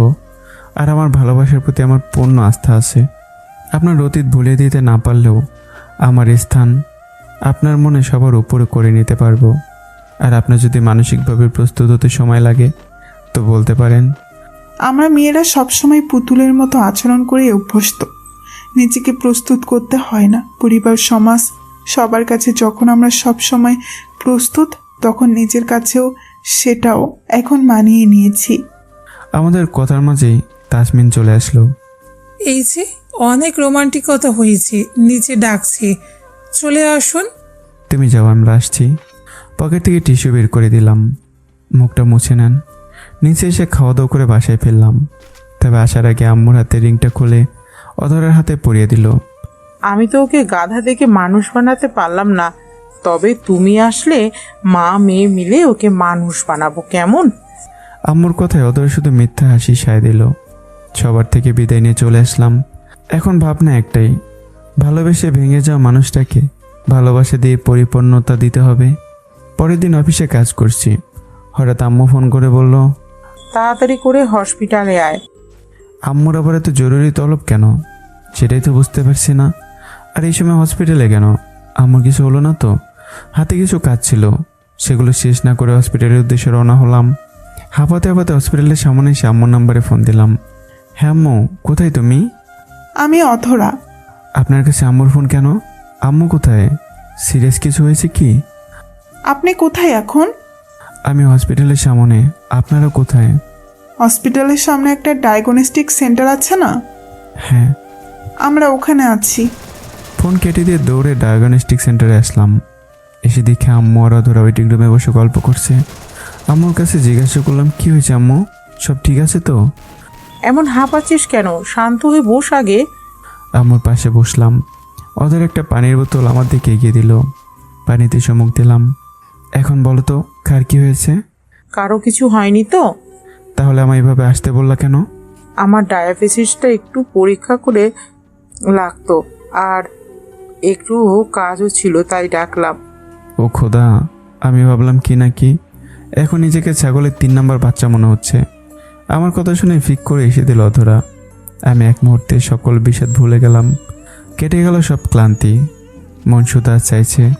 অবলোক চেয়ে দেখি তারই হাসি। আমার কথায় আমার ভাবনা ছেদ ঘটল। সব সময় এভাবে হাসতে হবে, কিন্তু এভাবে হেসে আমাদের ঘর আলোকিত করে রাখতে হবে, নয়তো তোমার নামে মামলা করব কিন্তু। এবার আম্মুর কথা শুনে আমার হাসিই পেল। তার মানে আমার মতো আম্মু অধরা হাসি লক্ষ্য করেছে। অধরের দিকে তাকিয়ে বুঝতে পারলাম অনেক একটু লজ্জায় পেয়েছে। অধরাকে লজ্জার সিচুয়েশন থেকে বাঁচাতে আম্মুকে বললাম, ব্লাড দিছো নাকি দাওনি? একটু আগেই দিয়ে আসলাম। ও আচ্ছা, রিপোর্ট দিতে তো তাহলে দেরি হবে। এখন তোমাদের কি কোনো কাজ আছে? কি কাজ মানে? এখনোই তো অনেক কাজ আছে। বিয়ের কেনাকাটা করতে হবে, তোর জন্য বসে বসে অপেক্ষা করছি কতক্ষণ ধরে। আমি অধরের দিকে তাকালাম। সে যেন শুনেও কিছু শোনেনি। হাসি খুশি মাখা মুখটা ক্ষণিকের মাঝে চুপসে গেল আমার। তোরা একটু বস, আমি ওয়াশরুম থেকে আসছি। আম্মু উঠে চলে গেল। আপনার মন খারাপ? কই না তো। আপনার মুখে স্পষ্ট ফুটে উঠছে আপনার মনটা খারাপ। এবার অতরা আমার দিকে মাথা তুলে তাকালো। অতরা চোখ ছলছল করছে, বুকের ভিতরটা কেমন যেন ধক করে উঠলো। আপনি না চাইলে আমি কখনো আপনাকে বিয়ের জন্য জোর করব না। আপনি প্লিজ আমায় বলুন আপনি কি চাচ্ছেন। আমি বিয়ের জন্য রাজি আছি। আপনার মুখ বলছে এক আর আপনার মন বলছে আর এক। প্লিজ আমায় দোটানায় রাখবেন না। আপনি যদি না চান তবে আমি আপনাকে কখনোই জোর করব না। দূর থেকে ভালোবেসে যাব। আমি চাই না আমার জন্য কেউ কষ্ট পাক। আমি চাই না আমার পাশে বউ নামের রূপে কোনো নিথর দেহ পড়ে থাক। আমি না পাওয়ার কষ্ট মেনে নিতে পারবো, কিন্তু পেয়েও পেলাম না এটা মেনে নিতে পারবো না। এর মাঝে আম্মু চলে আসলো। অধরাও নিজের মুখটা টিস্যু দিয়ে মুছে ফেললো। এরপর স্বাভাবিকভাবে আম্মুর সাথে চলে আসলাম। এর মাঝে একবার আম্মু অধরাকে জিজ্ঞাসা করলো, তোমার ছোট বোন কই? এখন আসলো না তো? এখনই আসবে হয়তো। ওদের কথায় আমার কোনো মনোযোগ নেই। আমি শুধু একটা কথাই ভাবছি, আমার কি এটা ভুল হচ্ছে? আমি তো নাকি নতুন করে বাচ্চার স্বপ্ন দেখাতে যাচ্ছি, নতুন করে আবার হাসি ফিরিয়ে দিতে যাচ্ছি। তবে কিন্তু কারো মনের বিপক্ষে যাওয়াটা তো ঠিক না। এখন কি করব আমি? একা একা মনের সাথে যুদ্ধ করেই যাচ্ছি, কিন্তু কিছুতেই কোনো সিদ্ধান্তে পৌঁছাতেই পারছি না। আম্মু এবং অধরা শাড়ির দোকানে বসে শাড়ি দেখছে, আর এদিকে আমি দোটানায় ক্রমশ ডুবে যাচ্ছি। আমাকে খুব তাড়াতাড়ি কিছু একটা সিদ্ধান্ত নিতে হবে। হঠাৎ কী যেন ভেবে আম্মুকে বললাম, আম্মু কেনাকাটা বাদ দাও। কেন? তোর আবার কি হলো? আমি অধরার দিকে তাকিয়ে আছি। অধরাও জিজ্ঞাসানো দৃষ্টিতে আমার দিকে তাকিয়ে আছে। চলো বাসায় চলো। কেন? কারো মনের বিরুদ্ধে যাও ঠিক হবে না। আমি কাউকে জোর করে ভালোবাসা আদায় করতে পারবো না। তুই কি বলছিস? আমি তো কিছুই বুঝতে পারছি না। আমি মুখ খোলার আগেই অধরা আম্মুকে বলল, কিছু না আম্মু, আপনি শাড়ি দেখুন, আমি একটু ওনাকে নিয়ে ওইদিকে শেরওয়ানি দেখি। আম্মু হাসি মুখে বলল, আচ্ছা মা, তাড়াতাড়ি আসবি কিন্তু। আমি অধরার দিকে তাকিয়ে আছি। উনি ইশারায় আমায় ওনার সাথে আসতে বলল, কিন্তু আমি আম্মুর পাশে বসে আছি। তারপর অধরা আমায় বলল, কি হলো, চলেন। আপনি যান, আমি আম্মুর সাথে কথা বলবো। কথা তো বাসায় গিয়েও বলতে পারবি। ও ডাকছে, ওর সাথে যা না। ঠিক তখনই তাসমিন এসে হাজির। এই তো তাসমিন আসছে, আপনি তাসমিনকে নিয়ে যান, আমি আম্মুর সাথে আছি এখানে। আমার কথা শুনে অধরা হঠাৎ রেগে গেল। কিভাবে বোঝাবো? তার রাগ বিমান হাসি আমায় আরো বেশি করে মায়ে আসক্ত করে। তুই অধরার সাথে যা, আর তাসমিন তুমি আমার সাথে এখানে শাড়ি পরো। এবার অধরা আমার হাত ধরে টেনে একটু সাইডে নিয়ে আসলো। আপনার সমস্যা কি? আমার তো কোনো সমস্যা নেই। তাহলে আপনি কি বলতে চাচ্ছিলেন? আমি যা বলতে চাই সেটা আপনি ভালো করেই জানেন। আচ্ছা, আমার মতামতের কি এসে যায় বলুন? আপনি তো আপনার ভালোবাসা পাচ্ছেন, তাই না? আমি এসব লোকের মাঝে নই যারা বলে ভালো যখন বেসেছি তখন শুধু তোমাকে প্রয়োজন। আমার কাছে ভালোবাসার মানেটা ভিন্ন। আমি চাই সে ভালো থাকুক, সে সুখে থাকুক। এখন সে যদি আমার কাছে নিজের সুখ খুঁজে পায়, তাকে আমি পরম সুখের আবেশে জড়িয়ে রাখবো। আর যদি আমার থেকে সে দূরত্ব বাড়িয়ে সুখী হতে চায়, তার জীবন থেকে আমি চিরতরে হারিয়ে যাব। ভালোবাসার মানুষকে দূরে রাখতে কষ্ট হবে না আপনার? কষ্ট? সে তো সারা জীবনের সঙ্গী। সুখ তো চলনাময়ী। আমার মতে পৃথিবীতে সুখ বলতে কিছুই নেই। যেটা আছে সেটা সাময়িক প্রশান্তি মাত্র। আর কি লাভ ভালোবাসার মানুষকে কষ্ট দিয়ে সেই সাময়িক প্রশান্তি ভোগ করে, যখন সে আমায় মন থেকেই চায় না? আপনি সত্যি অনেক ভালো। আমি ভালো কিনা সেটা জানি না, কিন্তু আমি ঘুরিয়ে পেঁচিয়ে কথা বলতে বা শুনতে পছন্দ করি না। তাই আপনাকে বারবার জিজ্ঞাসা করছি আপনার মতামত কি। আপনার ইচ্ছের বিরুদ্ধে আপনাকে হয়তো বিয়ে দিতে পারবে, কিন্তু আমায় কেউ পারবে না। আপনি যে বিয়েটা ভেঙে দিতে চাচ্ছেন, এতে আপনার আম্মু কতটা কষ্ট পাবে জানেন? আমার আম্মু? আমি সামলে নিতে পারবো, সেই চিন্তা আপাতত আপনার না করলেও চলবে। আমি চাই না আমার জন্য এমন পবিত্র একটা মানুষ কষ্ট পাক। আপনি চিন্তা করবেন না, আমি বিয়েতে রাজি না হলেও আপনার মায়ের জন্য এবং আমার পরিবারের জন্য আমি বিয়েতে রাজি, কারণ আমি তাদের কখনো কষ্ট দিতে চাই না। আর যদি আমার একান্ত মতামত জানতে চান, তবে আমার বিয়ে করার বিন্দু মাত্র ইচ্ছে নেই। দয়া করে কিছু মাইন্ড করবেন না, কষ্ট পাবেন না। অদূরে কি বলছি সেগুলোতে আমার কোনো মনোযোগই নেই। আমি বাইরে তাকিয়ে আছি। একটা ফুটফুটে বাচ্চা ফুল বিক্রি করছে, কিন্তু নামমাত্র একজন বড় লোক যে মনের দিক থেকে নিকৃষ্টতর ছোট, সে এক ধাক্কায় মেয়েটিকে ধাক্কা দিয়ে ফেলে দিল। আর মেয়েটার সব ফুল মাটিতে লুটিয়ে পড়ল, সাথে নিষ্পাপ ফুলটিও। অধরাকে কিছু না বলেই দৌড়ে বের হয়ে আসলাম। অধরা হয়তো ভেবেছে আমি কষ্টে বের হয়ে আসছি, কিন্তু প্রকৃতপক্ষে তার কোনো কথা আমার মনোযোগী ছিল না। পথশিশু এবং অসহায় মানুষগুলোর জন্য মনের সিংহভাগ জায়গা একটা গভীর ভালোবাসা জন্মেছে, তাই তাদের দেখলেই মায়ের রাজ্যে হারিয়ে যায়। আমি সেখানে পৌঁছানোর আগে লোকটা চলে গেছে, নয়তো তাকে হয়তো কিছু কথা শুনিয়ে দিতাম। গিয়ে দেখে মেয়েটার হাতে কিছুটা ছিলে গেছে। ওকে নিয়ে পাশে একটা ডক্টরের কাছে গেলাম। আমি খেয়াল করিনি যে অধরা আমার পিছনে আসছে। এখন একটা রেস্টুরেন্টে বসে আছি। আজ ফুলগুলো ফেলে দিয়ে হয়তো তার একবেলা ভালো করে খাওয়ার অধিকারটা কেড়ে নিয়েছিল ওই মানুষরূপী জানোয়ারটা। ওয়েটারকে অর্ডার দিয়ে বসে গল্প করছি মেয়েটার সাথে। একটু পরে ওয়েটার খাবার নিয়ে আসলো। পিছিটা খাচ্ছে আর আমার সাথে গল্প করছে। কত মায়াবী চেহারা!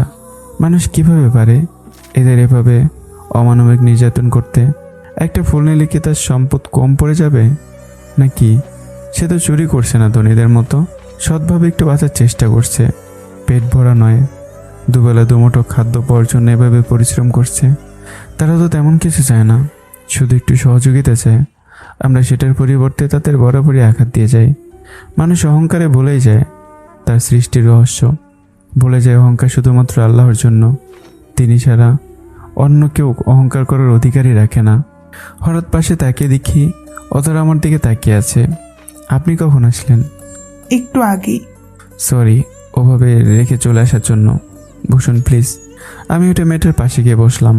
মেয়েটা আমায় জিজ্ঞাসা করলো, উনি কে স্যার? আবার স্যার? যাও, তোমার সাথে কথা নেই। না না, ভাইয়া ভাইয়া। Good girl. উনি হচ্ছে তোমার হবু ভাবি। আচ্ছা, আপনি কি জানেন আমাদের বিয়ে কবে ঠিক করেছে? আগামী শুক্রবার। আগামী শনিবার তুমি এবং তোমার সব বন্ধু নিয়ে আমার বাসায় চলে আসবে, ঠিক আছে? আচ্ছা। কি সুন্দর জগৎ মাতানো হাসি। এবার অতটার দিকে তাকালাম। আপনি তখন কি যেন বলছিলেন? আসলে ওর দিকে এতটাই মগ্ন ছিলাম যে আপনার কোনো কথাই শুনতে পাইনি। সরি। এখন বলুন, আমি শুনছি। সত্যি আপনি কিছুই শুনতে পাননি? শুনতে পেলে কি আবার জিজ্ঞাসা করতাম? এখন বলুন, আমি শুনছি। আমার বিয়েতে কোনো সমস্যা নেই, মন থেকে বলছি আমি বিয়েতে রাজি। আপনি ঠিক বলছেন তো? হ্যাঁ। নিজের মনের মাঝে এক অদ্ভুত তৃপ্তির স্বাদ পেলাম। হঠাৎই অধরার ফোন বেজে উঠল। আর এদিকে মেয়েটারও খাওয়া শেষ। অধরা উঠে গিয়ে কথা বলল। আমি বিল দিয়ে বের হলাম। আপনার ফোন কই? পকেটে। কেন? আম্মু নাকি অনেকবার ফোন দিচ্ছে। ফোন সাইলেন্ট ছিল। মেয়েটাকে সাথে নিয়ে শপিং মলে ঢুকলাম। তোদের শেরওয়ানি দেখতে এতক্ষণ লাগলো? কই শেরওয়ানি? আসলে আম্মু, আমরা একটু বাইরে গিয়েছিলাম। তাসমিন তার ছেলে সুরে বলল, মিথ্যে বলে যাওয়ার কি ছিল? আমাদের বললে কি আমরা না করতাম নাকি? এরপর তাসমিন আর আম্মুর সাথে মেয়েটার পরিচয় করে দিলাম। অধরা নিজেই পছন্দ করে তাকে একটা জামা কিনে দিল আমাদের বিয়ের উপহার হিসেবে। আজ নিজেকে পৃথিবীর সব থেকে সুখী মনে হচ্ছে। এমন কাউকে জীবনসঙ্গী হিসেবে পাচ্ছি যে আমার মনের অনুভূতি বুঝতে পারে। ইনশাল্লাহ দুজন মিলে আমার দিনপঞ্জিতে নতুন একটি দিবস আবিষ্কার করব, যেটা হবে শুধুমাত্র অসহায় এবং পথশিশুদের জন্য। অধরা আর আমার শেরওয়ানি কিনতে বলে শুধু শাড়ি কিনেই আম্মু আর তাসমিন বাসায় চলে গেল। অধরার আমি রিক্সা পাশাপাশি বসে আবহাওয়াটা যেন আজ আমাদের সঙ্গ দিচ্ছে। অনুভূতির আকাশে আজ নতুন করে রংধনুর বিচরণ। ইস, মালায়ালাম রোমান্টিক মুভিগুলোর মতো যদি ব্যাকগ্রাউন্ড থেকে সুন্দর একটা মিউজিক বেশি আসতো। চুপচাপ বসে আছেন যে? অধরার কথায় ভাবনার ছেদ ঘটল। আজকের আবহাওয়াটা অনুভব করছি। আর তাছাড়া আপনিও তো চুপ করে আছেন। আমি তো সচরাচর কম কথা বলি। ও আচ্ছা। একটা প্রশ্ন করি? একটা প্রশ্ন করবেন, সেটার জন্য অনুমতির প্রয়োজন পড়ে নাকি? না মানে। কোনো সমস্যা নেই, যা ইচ্ছে বলুন। আপনি কি সবার সাথে এমন ব্যবহার করেন? কেমন? ওই বাচ্চার সাথে যেমন করলেন। ও, আপনাকে একটা কথা বলি। গরম পানি আছে না? যে গরম পানি ডিমকে শক্ত করে, আবার সেই গরম পানি কিন্তু আলুকে নরম করে। বুঝতে পারলাম না। আচ্ছা, বুঝিয়ে দিচ্ছি। আমি সেই গরম পানির মতো, যার সাথে যেমনটা করা প্রয়োজন তার সাথে ঠিক তেমনটাই করি। ওই যে একটা প্রবাদ আছে না, যে দেবতা যে ফুলে তুষ্ট, আমি ঠিক সেই রকম। আপনি মানুষটা সত্যিই অদ্ভুত। সেটা কতখানি সত্য বলতে পারবো না, নিজেকে বিচার করার ক্ষমতা আল্লাহ খুব কম মানুষের মাঝে দিয়েছে। এটা ঠিক বলেছেন। আচ্ছা, আমরা এখন কোথায় যাচ্ছি? আমার প্রিয় একটা রেস্টুরেন্টে আপনাকে আমি ট্রিট দিব। আপনি আমায় ট্রিট দেবেন? আজকে সূর্য পশ্চিম আকাশে উঠেছে। কেন? যে আমায় সহ্যই করতে পারে না সে আমায় তার প্রিয় রেস্টুরেন্টে নিয়ে যাচ্ছে। ভাবতেই কেমন যেন কল্পনা রাজ্যে হারিয়ে যাচ্ছি। অতটা আমার কথায় কী যেন মনে করে চুপচাপ বসে রাস্তার পাশে তাকিয়ে আছে। মেয়েদের মন বোঝার ক্ষমতা যদি পুরুষের থাকতো তবে হয়তো কোনো সংসারে বা কোনো সম্পর্কে কোনোদিন অশান্তি হতো না। এক্ষুনি এসে কথা বললো, আবার এক্ষুনি চুপ। রেস্টুরেন্ট থেকে বের হয়ে শেরওয়ানি কিনে অধরাকে বাসায় নামিয়ে দিয়ে আমি বাসায় আসলাম। কিন্তু ট্রিট কেন দিল সে কারণটা অজানাই রয়ে গেল। আমি জানতে চাইনি, অধরা নিজেও বলে দেয়নি। বাসায় এসে শুয়ে শুয়ে অধরাকে নিয়ে ভাবছি। হঠাৎ অফিসের বসের ফোন রিসিভ করেই সালাম দিলাম। সুমন সাহেব কেমন আছেন? আলহামদুলিল্লাহ, আপনি? শুনলাম বিয়ে করছেন। বিয়েটা করেন, তারপর আপনি বুঝে যাবেন আমি কেমন আছি। যাই হোক, আপনাকে যে জন্য ফোন দিলাম, এখন তো অফিসে কাজের বেশি চাপ নেই, তাই আপনাকে এই কয়েকদিনে অফিসটা আসতে হবে না। সুখের জীবনটা মানে ব্যাচেলার জীবন শেষ করতে যাচ্ছেন, একটু মজা এবং আনন্দের মাঝেই শেষ করুন। কে বলতে পারে হয়তো এরপর আর কোনোদিন আনন্দের দেখাই পেলেন না। বলে স্যার হাসতে শুরু করলো। স্যার, আপনিও না খুব মজা করতে পারেন। এখনো বিয়ে করলাম না তার আগে ভয় দেখাচ্ছেন। আচ্ছা, এখন রাখি। তোমার ভাবি আছে, ও আসলে মিশে মিশে ওর প্রশংসা করতে হবে। দেখা হচ্ছে বিয়ের দিন। আর একটা উপদেশ ভাই, বিয়ের মজা ওই বাসর রাতেই, এরপর আর মজার মনকেও খুঁজে পাওয়া ভার। রাখলাম। ফোনটা কেটে দিয়ে হো হো করে আসতে লাগলাম। স্যার সত্যি পারেও। দেখতে দেখতে বিয়ের দিন নিকটে চলে আসলো।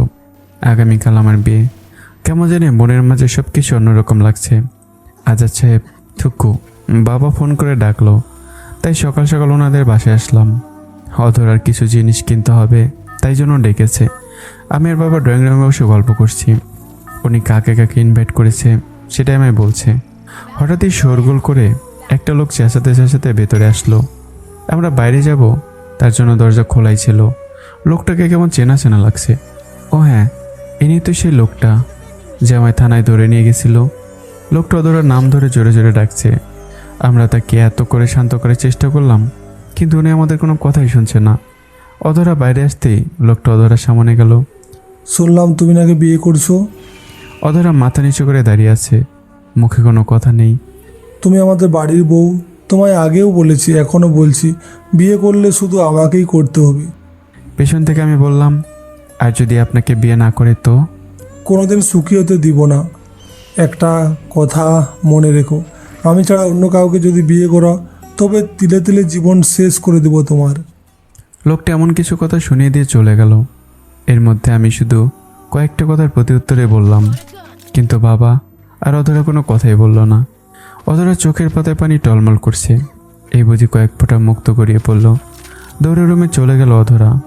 আমার পাশে দপ করে বসে পড়ল বাবা। আমি ওনার পাশে বসতেই উনি বলতে শুরু করলো, আমার মেয়েটার কপালে কি আল্লাহ সুখ লেখেননি? আপনি শুধু শুধু ওই লোকটার এসব কথায় ভয় পাচ্ছেন। উনি কি করবে সেটা পরে দেখা যাবে। তুমি জানো না, ও খুবই খারাপ প্রকৃতির মানুষ। জয় কিন্তু সবসময় ভালোই হয়। আপনি থাকুন, আমি অধরা কি করছে দেখে আসি। রুমে এসে দেখি অধরা বসে বসে কান্না করছে। আমি এর পাশে গিয়ে বসতেই আচমকা আমায় জড়িয়ে ধরে বলল, আমি চাই না আমার জন্য আপনার কোনো ক্ষতি হোক। আমার আবার কে ক্ষতি করবে? ও অনেক বাজে লোক, আপনি জানেনও না আমার সাথে কি কি করছে। হয়তো সবটা জানি না, কিন্তু যেটা জানি সেটাই অনেক। আপনি রেডি হয়ে নেন, আমরা বাইরে যাব। আমি যাব না। কেন যাবেন না? কে কি বললো সেটা নিয়ে পড়ে থাকলে কি জীবন চলবে? আমি বাইরে বসে আছি, আপনি 15 মিনিটের মধ্যে চলে আসুন। কথাটা বলে আমি বাইরে এসে বাবার সাথে কথা বলছি। রিক্সায় বসে আছি। এই কয়েকদিনের মধ্যে আজই প্রথম অধরাকে লজ্জা পেতে দেখলাম।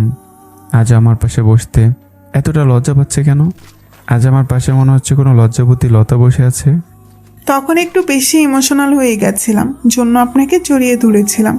কিছু মনে করেননি তো? ও আচ্ছা, তাহলে লজ্জা পাওয়ার কারণ এটাই। আর আমি মাইন্ড করব কেন? একটা মেয়ে তাকে জড়িয়ে ধরে, যাকে সে আপন মনে করে, যার বুকে নিজেকে নিরাপদ মনে করে। আমার তো আনন্দ হচ্ছে এটা ভেবে যে আপনি নিজের অজান্তে আমাকে আপন বানিয়ে ফেলেছেন। অধরা লজ্জার পরিমাণ আরও বেড়ে যাচ্ছে। কেনাকাটা শেষ করে বাসায় ফিরছি। অধরা চুপচাপ গম্ভীর একটা ভাব নিয়ে আছে। হয়তো কোনো কিছু নিয়ে গভীরভাবে চিন্তা করছে, নয়তো কোনো কিছু নিয়ে খুব ভয়ে আছে। আপনি কি কিছু ভাবছেন? অধরা আমার কথার উত্তর না দিয়ে রিক্সাওয়ালা মামাকে বলল, মামা, আমাদের এখানেই নামিয়ে দেন। বাসা থেকে বেশ কিছুটা পথ আগেই হঠাৎ করে অধরা নামতে যাচ্ছে কেন? আমি তার কথার কোনো প্রত্যুত্তর না করে রিক্সার থেকে নেমে মামার ভাড়া দিয়ে দিলাম। অধরা আবারও চুপচাপ হাঁটতে শুরু করলো। কী হলো, কথা বলছেন না যে? অধরা থামলো, আমার দিকে তাকিয়ে আছে। এখন আমার চোখের গভীরে হয়তো কিছু করছে, কিন্তু অধরার চোখ ছলছল করছে। আমার খুব ভয় করছে। অধরা হঠাৎ কী নিয়ে এত ভয় পাচ্ছে? ভয়ে? কিসের ভয়ে? আমি তো আছি আপনার পাশে। সেই জন্যই তো ভয়টা পাচ্ছি, আমার জন্য না, আবার আপনার কোনো ক্ষতি হয়ে যায়। কি বলছেন? আপনার পাশে থাকলে আমার কি ক্ষতি হবে শুনি? ওই লোকটা। কোন লোকটা? ওই লোকটা আপনার ক্ষতি করবে। ও আচ্ছা, আপনি অফিসারের কথা বলছেন? উনি আমাদের কিছু করতে পারবে না, আপনি চিন্তা করবেন না। আপনি জানেন না, ওই বাজে লোকটা আমায় অনেকবার বলেছে তার সাথে তার বাড়িতে থাকতে। ওদের বাসা থেকে আসার পর উনি কয়েকদিন আমাদের বাসায় আসছিল, এসে আমায় অনেক বাজে কথা শুনিয়ে গেছে। বাবা কষ্ট পাবে জন্য আমি তাদের কিচ্ছু বলিনি, কিন্তু এখন আমার খুব ভয় করছে। আমি চাই না আমার জন্য আপনার মতো একজন ভালো মানুষের ক্ষতি হোক। আমি অধরার হাতটা শক্ত করে ধরলাম। নিজের কাজে নিজে অবাক হয়ে যাচ্ছি। আমার মাঝে এত সাহস আসলো কই থেকে যে আমি অধরার হাত ধরেছি। আপনি চিন্তা করবেন না, উনি আমার কোনো ক্ষতি করতে পারবে না। আপনার সাথে সবসময় আমি আছি এবং থাকবো ইনশাআল্লাহ। অধরা কিছু সময় আমার দিকে তাকিয়ে আমার হাতও শক্ত করে ধরল। পরদিন পুরোটা সময় বিয়ের ধুমধামে কেটে গেল। সারাটা সময় একটা দুশ্চিন্তায় ছিলাম। এই বুঝে লোকটা আসলো, কিন্তু লোকটা আর আসেনি। বিয়ের সব কাজ শেষ করে বাসায় আসছে একটু আগেই। অধরা বউরূপে আমার রুমে বসে আছে। আজ আমি সুখী, ভালোবাসার মানুষকে নিজের করে পেয়েছি। বাসায় সকল আত্মীয়কে বিদায় করে রুমে আসলাম। রুমে আসতেই অধরা এসে আমায় সালাম করতে চাইল। এটি কি করছেন? আপনাকে সালাম করলাম। এমনটা আর কখনো করবেন না। কেন? শুধুমাত্র আল্লাহর সামনে ছাড়া অন্য কারোর সামনে মাথা নত করবেন না, আর কখনো কাউকে পায়ে হাত দিয়ে সালাম করবেন না। অধরা উঠে গিয়ে আবারও বসলো। আপনি কি এখন ঘুমাবেন? কেন? চলেন ছাদে যাই। এখন? আপনার সমস্যা থাকলে যেতে হবে না, ঘুমাতে পারেন। আচ্ছা চলেন। একটা অনুরোধ করব। এভাবে বলছেন কেন? যা বলতে চান বলুন। না মানে, আমি আপনাকে কোলে তুলে নিয়ে যাই। কথাটা বলে আমারই কেমন লজ্জা লাগছে। আমি নিচের দিকে তাকিয়ে আছি, কিন্তু আর চোখে অধরাকে দেখছি। আপনার বউ, আপনি কোলে নেবেন নাকি হেঁটে নিয়ে যাবেন সেটা আপনার ইচ্ছে। অধরার কথা শেষ হওয়ার পরই আর কিছু বলার অপেক্ষা না করে ওকে কোলে তুলে নিলাম। ছাদে এসে অধরাকে দোলনায় বসিয়ে দিলাম। আকাশের চাঁদ ঝলমলে আলো ছড়াচ্ছে। সে আলোয় অধরাকে আরও সুন্দরী লাগছে। আজ একটা পরীকে সারা জীবনের জন্য নিজের করে নিয়েছি। চুপচাপ দাঁড়িয়ে আছেন যে? আপনাকে দেখছি, আপনার স্নিগ্ধতায় সিক্ত হচ্ছি। আজ আপনার কাছে একটা জিনিস চাইব, দিবেন? আমার কাছে কি এমন জিনিস আছে আপনাকে দেওয়ার মতো? দেওয়ার মতো অনেক কিছু আছে, কিন্তু সেগুলো আমি অর্জন করে নেব। শুধু এই জিনিসটা আমি আপনার থেকে চেয়ে নেব। কি জিনিস? আমি আপনার বন্ধু হতে চাই। আমার কথা শুনে অধরা একটু শব্দ করে হাসলো। আপনি তো আমার স্বামী, আপনি আমার বন্ধু হতে চাচ্ছেন কেন? স্বামী আর বন্ধু জিনিস দুটোই আলাদা। আমি চাই না দুটো জিনিস দুজন মালিকানা পাক। তাই স্বামীর আগে আমি আপনার বন্ধু হতে চাই।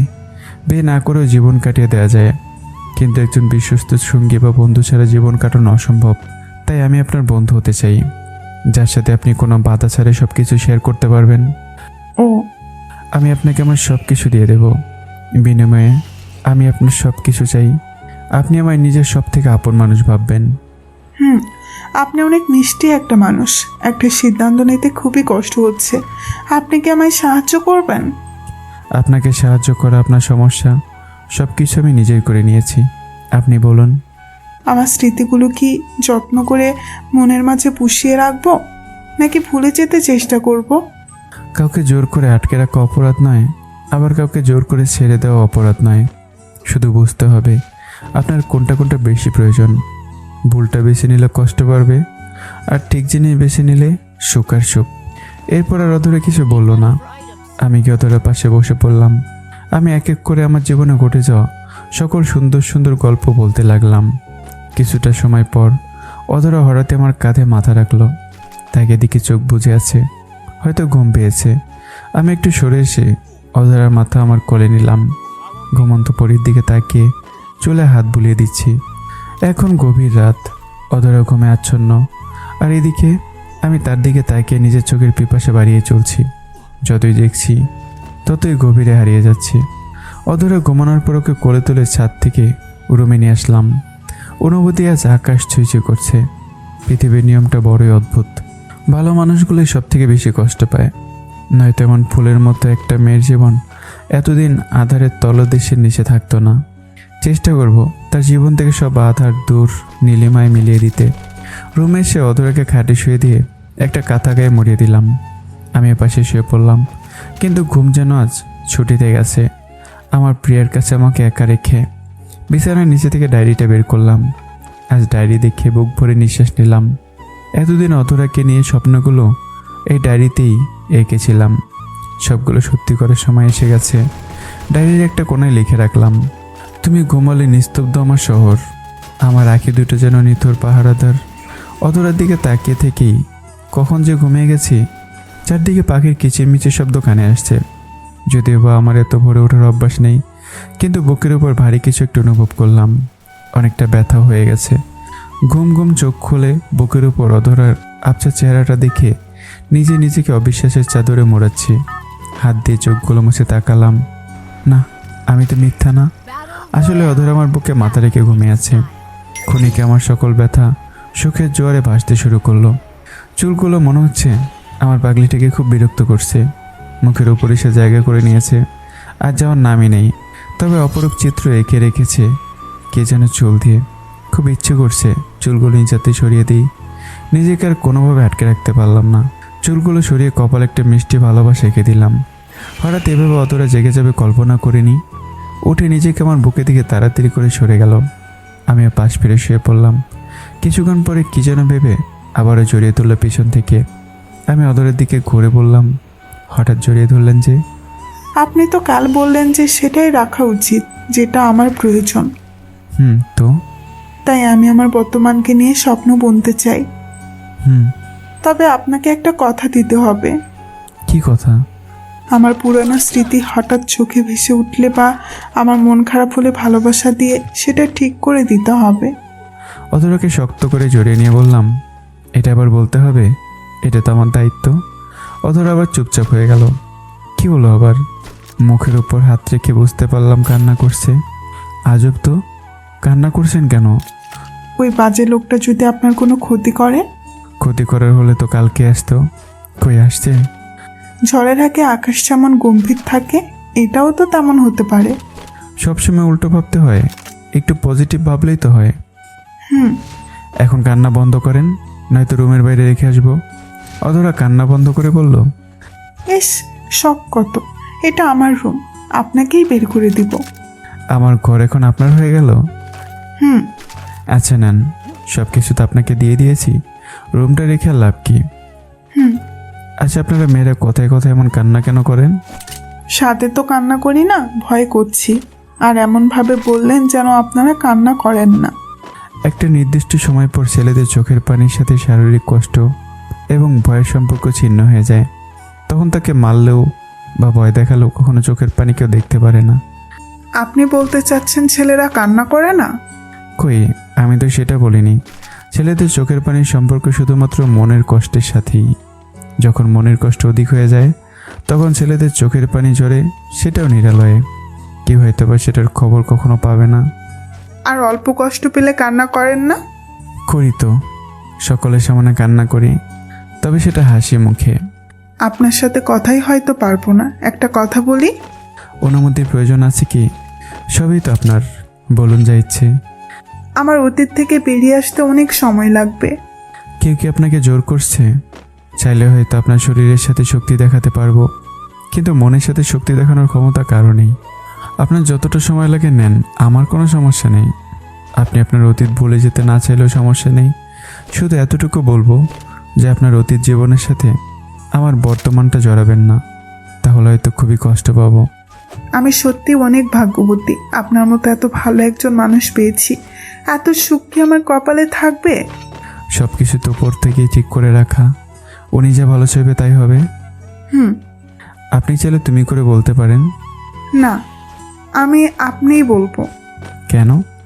জানি না, তবে আপনি কথাটার মাঝে সম্মান, ভালোবাসা, অনুভূতি, আবেগ সব কিছুই তুমির থেকে বেশি থাকে, তাই আমি আপনি বলেই ডাকবো। আচ্ছা, তাহলে আমি আপনি বলেই ডাকবো। তবে আমি আপনার যে একটা নতুন নাম দিয়েছি। কি গজদন্দিনী? আমি অবাক হয়ে তাকালাম। আপনি কি করে জানলেন? কোনো এক বৃষ্টি মুখরিত দিনে আপনি পেছন থেকে গজদন্দিনী বলে ডেকেছিলেন, মনে পড়ে? আমি জিজ্ঞেস করাই দ্বিতীয়বার আর বলার সাহসটা হয়নি আপনার। এভাবে ধরা খেয়ে লজ্জায় নিজের মুখটা অধরা চুলের মাঝে গুজে দিলাম। দিনগুলো আমাদের এভাবে কাটতে লাগলো। জানি না কতটা পেরেছি তার অতীত থেকে তাকে আমার বর্তমানে নিয়ে আসতে। তবে এখন আর ক্লান্তময় দুপুরে তাকে মন খারাপ করে এক মনে একদিকে তাকিয়ে থাকতে দেখি না। চেষ্টা করব এভাবে সারা জীবন রাখার। তা আপনারাও দোয়া করবেন। আর হ্যাঁ, গল্পটা কেমন হয় সেটাও কমেন্ট করবেন। তৈরি থাকবেন নতুন গল্পে। দেখা হচ্ছে আবারও। টাটা।